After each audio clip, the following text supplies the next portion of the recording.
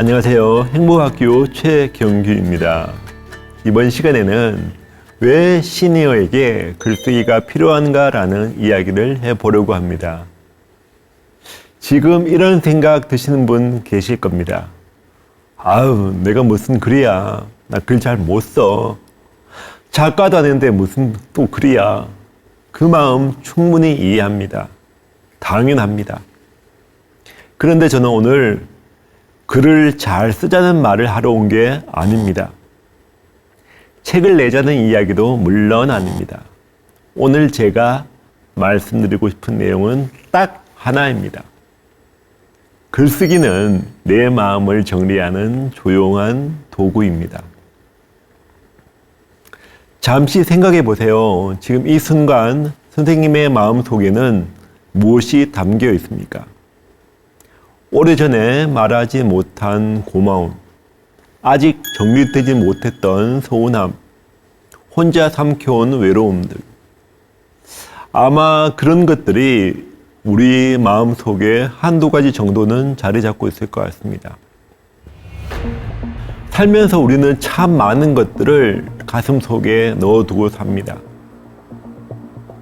가족에게 말하면 걱정할까 싶고, 친구에게 말하면 무거울까 싶어서요. 그런데 그 마음들이 쌓이고 쌓이면 이유도 모르게 가슴이 무거워지고 답답한 날들이 이어집니다. 그럴 때 가장 좋은 친구입니다.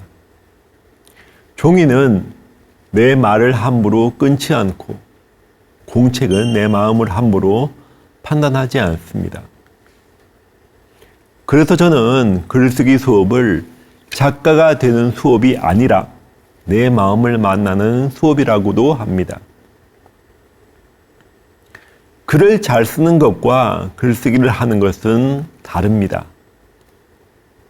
글쓰기는 잘난 사람들의 기술이 아니라 살아있는 우리 모두의 권리입니다. 저는 매일 아침 일어나 습관적으로 하는 일이 있습니다.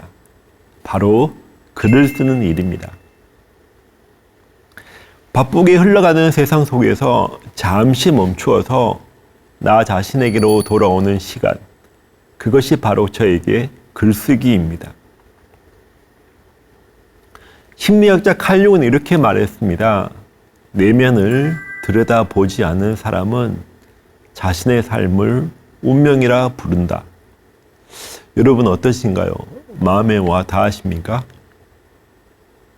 글을 쓰는 순간, 그 시간들은 바로 우리에게 이런 순간들입니다.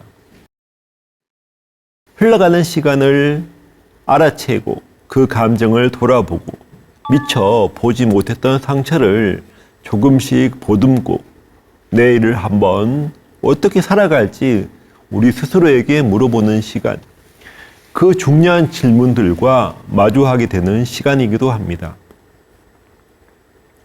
제 강의가 오늘 마칠 때쯤 나도 글 한번 써볼까 라는 마음 한 줄이 생기길 바랍니다. 그것으로 충분합니다. 시니어는 가장 쓸 이야기가 많은 분들입니다. 이 나이에 무슨 글이냐라고 하실 분들 많으실 겁니다. 근데 저는 오히려 반대로 생각합니다. 시니어는 글쓰기에 늦은 사람이 아니라 가장 쓸 이야기가 많은 사람들입니다. 얼마나 지금까지 많은 세월을 살아오셨습니까? 가족과 자녀를 위해 참고 울고 웃었던 날들, 그래도 끝내 견디고 버텨온 시간들, 그런 시간들이 절대 그냥 지나가는 일들이 아닙니다. 그 안에는 삶의 무게가 있고 사람 냄새가 있고 다음 세대가 쉽게 가질 수 없는 깊이가 있죠. 그런데 많은 분들은 자기 삶을 너무 평범하다고 생각합니다. 내가 뭐 그렇게 대단한 삶을 살았다고 이렇게 말이죠. 하지만 평범한 삶일수록 더욱 귀한 법입니다. 그 안에 진짜 살아내는 시간들이 고스란히 들어있기 때문이죠. 제가 만난 어느 70대 어르신 이야기를 드리겠습니다. 내 삶이 뭐 특별하겠어요? 라고 하시는데 제가 그 이야기를 들어보니까 정말 드라마보다 더 드라마 같은 인생이셨습니다.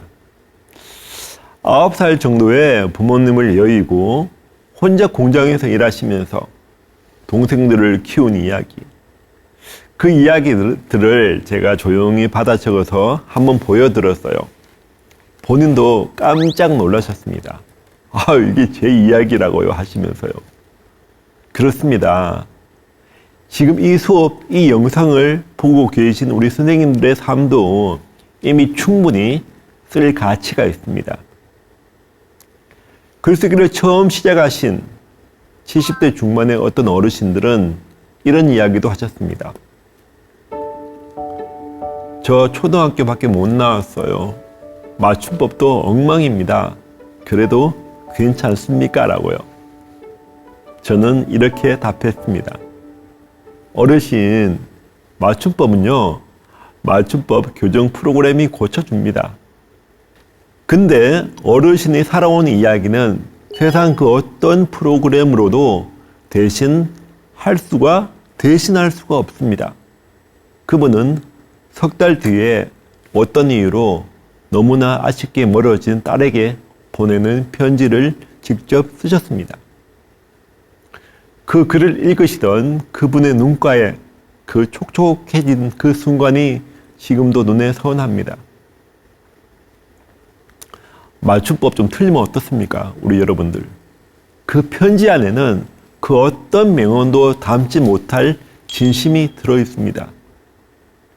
우리 여러분들의 삶은 절대 평범하지 않습니다. 그저 조용히 살아온 것처럼 보여도 그 안에는 웃음도 있고 눈물도 있고 힘들게 버텨낸 날들도 있습니다. 그것을 꺼내는 거, 그게 바로 글쓰기입니다.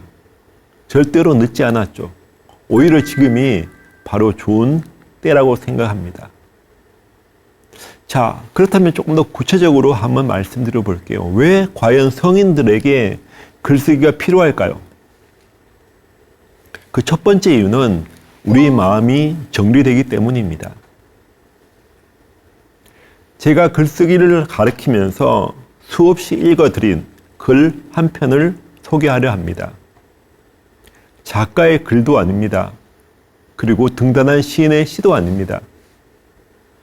90대 노무를 보내고 장일차 안에서 눈물로 쓴 제가 아끼는 고등학교 한 선배님의 글입니다.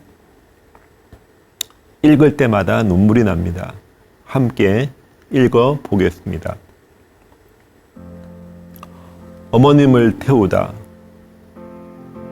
염하고 눈물, 입관하고 눈물, 관 운반하면서 눈물, 화구로 들어가면서 눈물, 재 쓸어 담는 걸 보면서 눈물, 창호지로 재를 싸면서 눈물, 유분에 목함을 넣으며 눈물, 보자기에 쌓여진 목함을 만지며 눈물. 마지막 눈물은 이동 중인 연구차 안, 가슴에 안긴 목함 감싸 안은 손끝에서 느끼는 아직 남은 열기의 왈칵. 당분간 선제암 자주 가서 마음 놓고 우리라. 합천군 용주면에서 우리라. 남은 생은 울면서 살다가 나 또한 고통 없이 산화되기를. 그러다 산천 스치는 바람 속 먼지 되어 엄마 다시 만나리. 그리고 묻습니다. 엄마 어디 계셨어요? 잘 계시지요? 엄마는 말한다. 그럴 거 없다. 예초 우리는 바람이었다. 잠시 구름되어 너를 만나 뿌듯했다. 그리고 다시 바람으로 돌아가 귓전을 펄럭이는 무언의 손짓이 모두 너고 나다. 구름처럼 살다간 시간 속에서 잠시 너를 만나 행복했다. 또 다른 인연으로 우리 다시 만나자. 그땐 좀 더 행복하게 살아보자꾸나. 그동안 애 많이 썼다. 고맙다. 다시 겸허히 살다가 바람으로 다시 만나자. 그래, 그때까지 안녕. 살아가는 내 새끼들아, 금세 보고 싶구나. 내가 보고 싶으면 합천 선제암으로 와. 저는 살면서 이보다 더 좋은 시를 본 적이 없습니다. 맞춤법도 완벽하지 않습니다. 문학적 기교도 없습니다.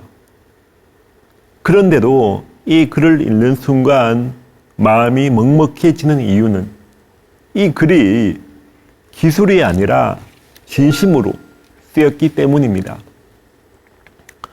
선배님은 훗날 이렇게 말씀하셨습니다. 너무 먹먹한 마음에 쓴 글인데 글로 풀고 나니 점차 마음이 평온해졌다고요. 그렇습니다. 우리 인간은 상실의 슬픔을 제대로 애도하지 못하면 평생 아픔과 죄책감이 마음에 남게 됩니다. 글쓰기는요, 그 감정에 이름을 붙여주고 조용히 내보내는 일입니다. 살면서 우리는 참 많은 감정들을 품고 삽니다. 섭섭함, 외로움, 억울함, 그리고 미안함, 그리움. 이런 감정들은 쉽게 입 밖으로 잘 나오지 않습니다. 자녀가 무심하다고 얘기할까봐, 분위기 흐릴까봐, 예민해할까봐, 봐도 속으로 삼킵니다. 그런데 그런 감정이 쌓이면 마음이 무거워집니다. 글을 쓰면 그 마음들이 보이기 시작합니다. 아, 내가 서운했구나. 내가 외로웠구나. 내가 속상했지만 참았구나라고요. 이런 감정이 보이면 힘든 마음에 덜 끌려다니게 됩니다. 미국의 심리학자인 제임스 페너 베이커 교수는 수십 년 동안 표현적 글쓰기의 효과를 연구했습니다. 그 결과 힘들었던 감정을 글로 쓴 사람들은 면역력이 향상되었고 스트레스 호르몬도 줄었고 전반적인 건강 상태도 좋아졌습니다. 글은요, 우리 감정을 없애주지는 못해도 그 감정을 알아차리기는 해줍니다.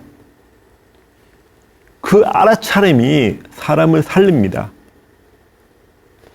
저희 행복학교 제자 한 분의 이야기를 해드릴게요. 60대 여성분이세요.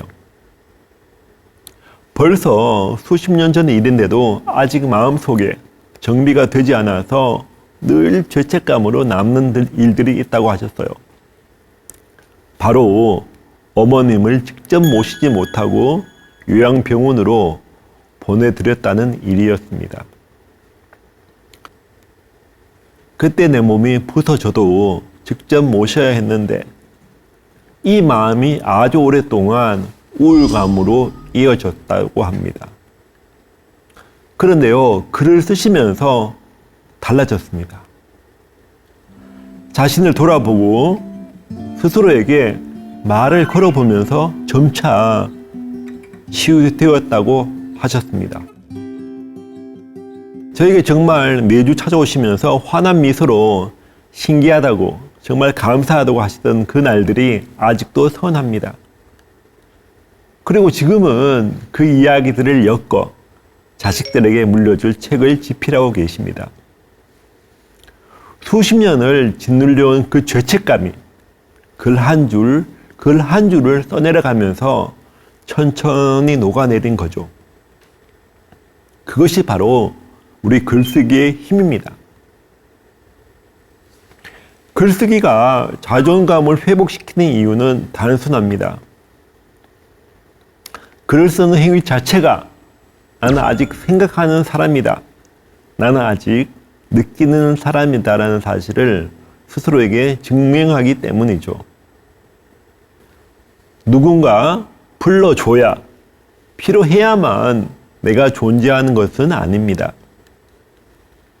내가 나의 이야기를 쓸 수 있는 한 나는 살아있는 존재입니다. 그리고 그 이야기는 오직 당신만이 쓸 수 있습니다. 세상에 단 하나뿐인 이야기인 거죠. 글쓰기로 과거를 바꿀 수는 없습니다. 하지만 과거를 바라보는 눈을 바꾸어 줄 수는 있습니다. 그리고 그 눈이 바뀌면 오늘을 살아가는 힘이 달라집니다. 그 힘이 글쓰기가 여러분들에게 드릴 수 있는 가장 큰 선물이기도 합니다. 혹시라도 이 강의를 보시는 분들 중에서 비슷한 마음이 드시는 분 계실지도 모르겠습니다. 그때 말하지 못했던 한마디, 그때 하지 못했던 선택, 그때 표현하지 못했던 감사, 그런 것들이 아직 마음 어딘가에 남아있다면 지금 글로 꺼내보세요. 늦지 않았습니다. 한번 해보세요. 두 번째에는요, 흩어진 기억들이 하나의 의미로 묶이기 때문입니다. 여러분은 수십 년을 참고 견디고 떠나보내고 다시 일어서면서 살아왔습니다. 그런데요, 그 세월들을 그냥 흘려보내면 기억은 일부 남아있을지 몰라도 의미는 사라집니다. 글을 쓰면 흩어져 있던 기억들이 하나의 흐름으로 보이기 시작합니다. 아, 그때 그 시절 내가 참 힘들었구나. 그때 몰랐는데 애 참 많이 썼다. 그 일은 아팠지만 그 일 속에서 그 안에서 내가 배운 것도 있었구나라고 말이죠. 심리학자 에릭슨은 노년기의 핵심 발달 과제를 자아 통합이라고 했습니다. 자신이 살아온 삶을 있는 그대로 받아들이고 의미 있는 것으로 이해하는 능력입니다. 이 통합이 이루어진 사람은 죽음 앞에서도 두려움보다 오히려 평화를 느낀다고 합니다. 글쓰기는요, 바로 이 자아 통합을 돕는 도구입니다. 그냥 고생만 한 인생으로 남는 것과 고생했지만 그 안에서 의미를 발견하는 인생으로 남는 것은 차원이 다릅니다. 글쓰기는 그 차이를 만들어 줍니다. 제가 수업 시간에 지금까지 살면서 가장 잘한 일이 무엇인지 한번 써보세요라고 주제를 들은 적이 있습니다. 한 어르신이 뭐라고 쓰셨는지 아십니까? 밥을 굶지 않고 오늘까지 살아남은 것이라고 쓰셨습니다. 처음에는 되게 짧다고 싶었는데 그 아래로 계속 써내려 가신 페이지가 무려 2페이지가 넘었습니다. 어린 시절 먹을 것이 없어 굶었던 날들, 그럼에도 불구하고 버텨온 이야기였습니다. 다 쓰고 난 다음에 이분이 말씀하셨습니다. 이거 쓰면서 처음으로 제가 대단한 사람이라는 걸 알게 되었습니다. 이렇게 말이죠. 그렇습니다. 글쓰기는 흩어진 기억들을 모아서 나는 이렇게 살아왔다라고 하는 하나의 이야기로 완성해 주는 일입니다. 그 이야기가 완성될 때 사람은 비로소 자기 삶의 주인공이 됩니다. 자아 통합이 이루어진 삶, 그렇지 않은 삶은 어떻게 다를까요? 같은 어려움을 겪었더라도 그를 통해 그 의미를 발견하는 사람은 그 일이 나를 성장시켰다라고 말합니다. 하지만 반면 의미를 찾지 못하는 사람들은 계속 되풀이하면서 나에게 왜 이런 일이 생겼을까? 내가 뭘 잘못했을까라는 이런 질문 때문에 평생 붙들려 살게 됩니다. 여러분, 글쓰기는요, 지나간 일을 바꾸지 않습니다. 하지만 그 일을 보는 눈을 바꾸어 줄 수 있습니다. 그것이 바로 치유이고 바로 성장이라고 생각합니다. 세 번째 이유는 자존감과 존재감이 살아난다는 겁니다. 직장을 떠나고 자녀들은 독립하며 찾는 사람이 줄어들면 문득 역할이 마치 사라진 것처럼 느껴집니다. 나 이제 별 필요 없는 사람이 아닐까라고 이렇게 얘기하시는 분들이 참 많습니다. 바로 이때 글쓰기가 도움이 됩니다. 글을 쓰는 순간 다시 느끼게 됩니다. 나는 생각이 있는 사람이다. 여전히 나는 느끼는 사람이다. 라고 말이죠. 내 마음을 내가 표현할 수 있을 때 사람은 비로소 자기의 존재를 다시 느끼게 됩니다. 글을 배우시는 분들을 오랫동안 지켜보면 한 가지 공통점을 볼 수가 있습니다. 점차 표정이 달라진다는 거죠. 눈빛도 달라집니다. 수십 년간 조금씩 쌓여온 우울감, 그리고 미처 정리하지 못한 마음의 무게를 안고 오셨던 분들이 글을 쓰면서 자기의 존재감을 조금씩 찾게 되는 것을 보게 됩니다. 그 변화를 잘 보여주는 에피소드 하나 제가 말씀드릴까 합니다. 70대 한 어르신이 글쓰기를 시작하셨는데 처음에 딱 2줄로만 글을 썼어요. 어떻게 했는지 아십니까? 오늘 밥 먹었다. 맛있었다. 이렇게 딱 2줄만 말이죠. 저는 그래도 훌륭하다고 계속 쓰시라고 했습니다. 몇 주 후에는 이렇게 되었습니다. 오늘 밥 먹었다. 된장찌개였다. 며느리가 끓여줬다. 근데 사실 조금 짰다. 근데 고마워서 말 못했다. 어떠신가요? 그 다음 주에는 이렇게 바뀌었습니다. 오늘 며느리한테 전화해서 된장찌개 참 맛있게 먹었다고 했다. 거짓말인데도 기분이 좋았다. 며느리도 기뻐했다. 나도 기뻤다. 어떠신가요?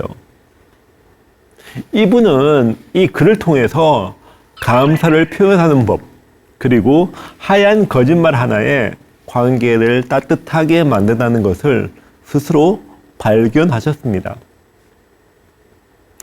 글 한 줄이 삶 전체를 바꾸기도 합니다. 그것이 바로 글쓰기의 힘입니다.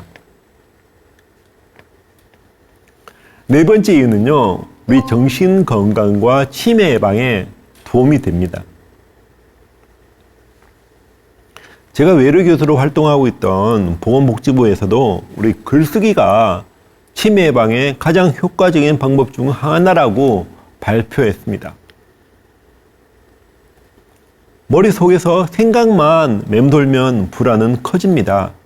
근데요, 글을 적으면 생각이 입 밖으로 나오고 그것만으로도 숨이 트이는 거죠. 글을 쓴다는 것은 기억을 떠올리는 것이고, 단어를 고르고, 문장을 만들고, 생각의 흐름을 정리하는 일입니다.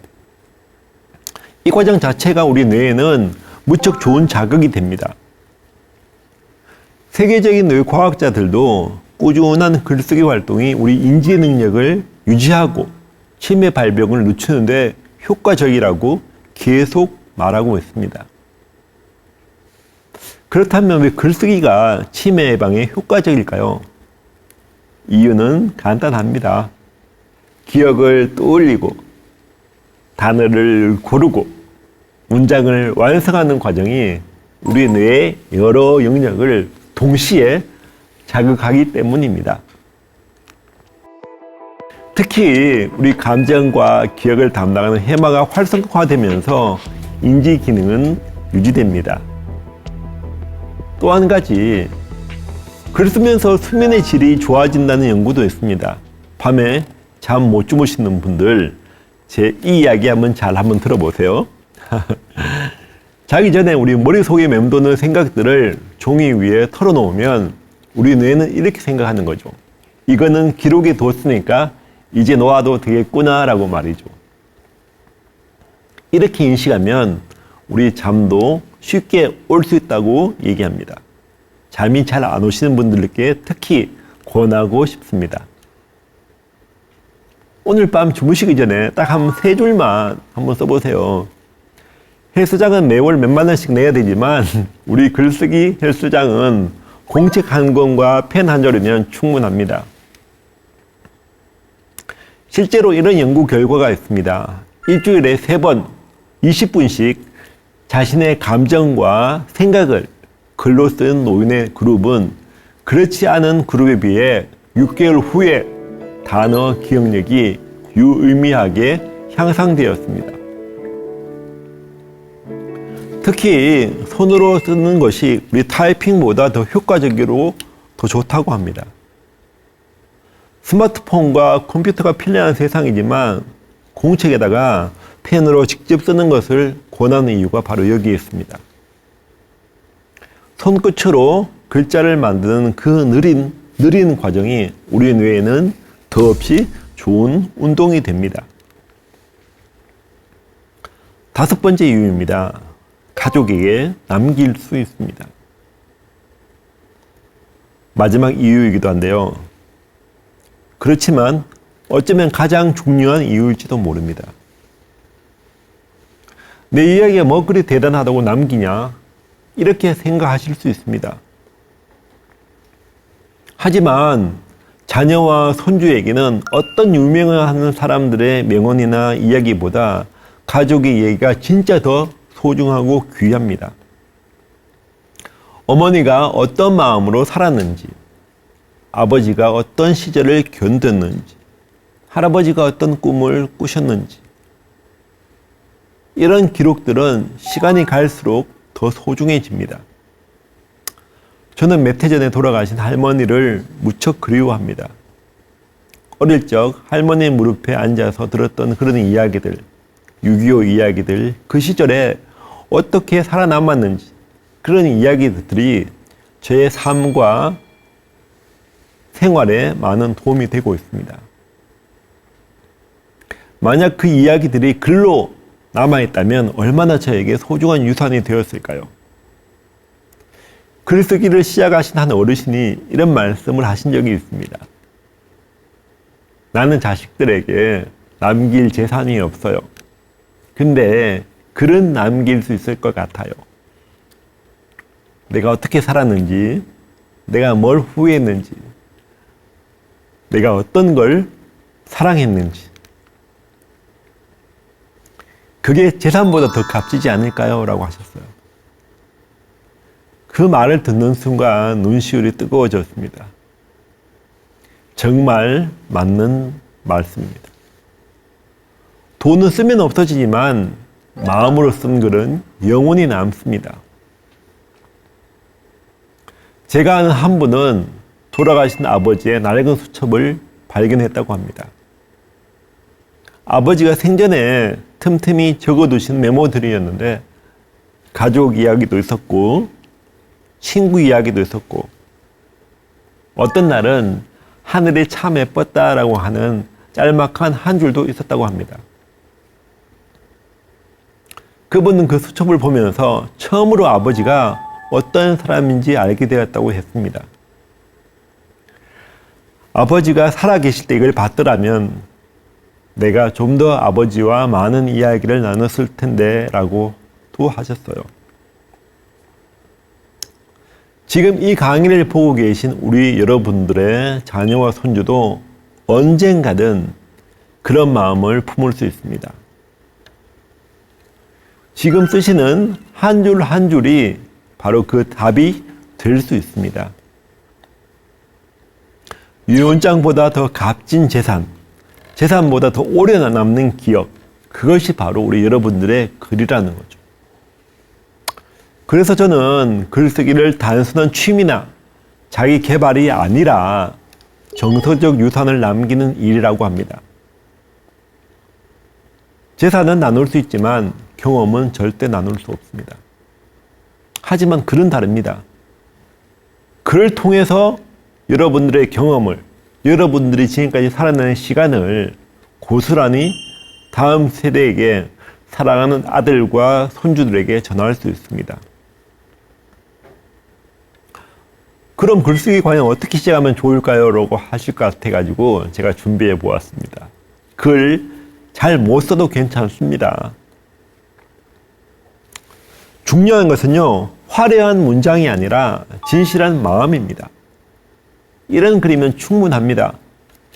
오늘은 이유 없이 마음이 가라앉았다. 하지만 따뜻한 햇살이 참 위로가 되었다. 내일은 나를 조금 더 다정하게 대하고 싶다. 길지 않아도 됩니다. 멋있지 않아도 되죠. 맞춤법이 완벽하지 않아도 됩니다. 진심, 딱 이 두 글자만 들어가면 충분합니다. 처음에 그냥 손 가는 대로 한번 써보세요. 이것을 자유 글쓰기라고도 하는데요. 오늘 있었던 일, 지금 내 기분, 떠오르는 사람, 먹고 싶은 거, 뭐라도 좋습니다. 딱 5분만 한번 써보세요. 소재가 없어서 못 쓰겠다는 분들을 위해서 제가 질문 4가지를 드려봅니다. 이 중 한 가지만 골라서 한번 써보세요. 내 인생에서 가장 기뻤던 순간은 언제였나? 가장 힘들었던 시절 나를 버티게 해주는 것들은 무엇이었나? 나에게 가장 고마운 사람은 누구인가? 지금 나에게 가장 필요한 것은 무엇일까?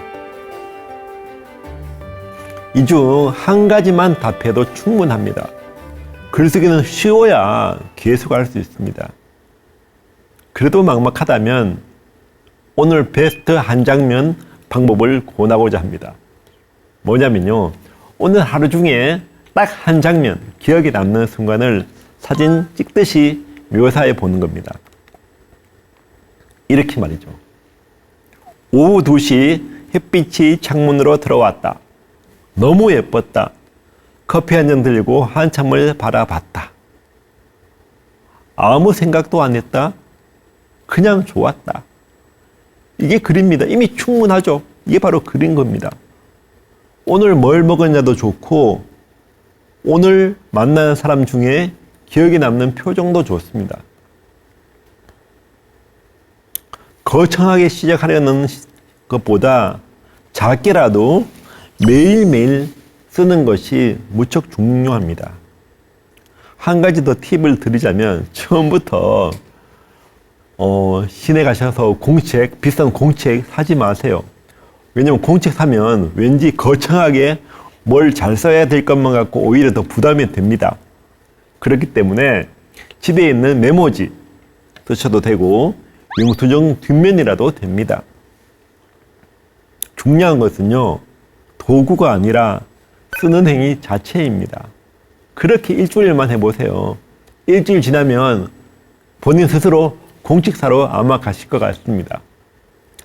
마음을 정리하고 삶의 의미가 생기고 자존감이 회복되고 뇌 건강이 좋아지고 가족에게 소중한 유산을 남길 수 있는 것, 이 모든 것들이 공책 한 권과 펜 한 자루로 시작됩니다. 지금 딱 하나만 적어보세요. 지금 내 자신에게 해주고 싶은 말은 무엇인가? 딱 한 줄, 한 문단도 좋습니다. 꾸준히 하시다 보면 어느 순간 자신도 몰랐던 우리 내면의 깊은 내면의 이야기도 펼쳐질 것 같습니다. 제가 글쓰기를 마무리할 때마다 드리는 말씀이 있습니다. 중요한 것은요, 잘 쓰는 법이 아닙니다. 쓰기로 마음 먹는 것입니다.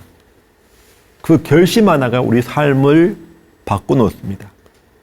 처음부터 잘 쓰려고 하지 마세요. 그냥 쓰세요.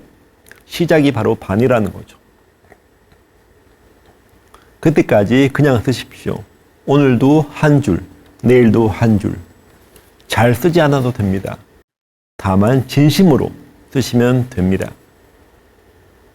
그 한 줄이 우리 여러분들을 살리고 당신 곁에 누군가를 살릴 수도 있습니다. 진심으로 우리 선생님들의 글을 응원하겠습니다. 오늘 함께 해주셔서 진심으로 감사합니다.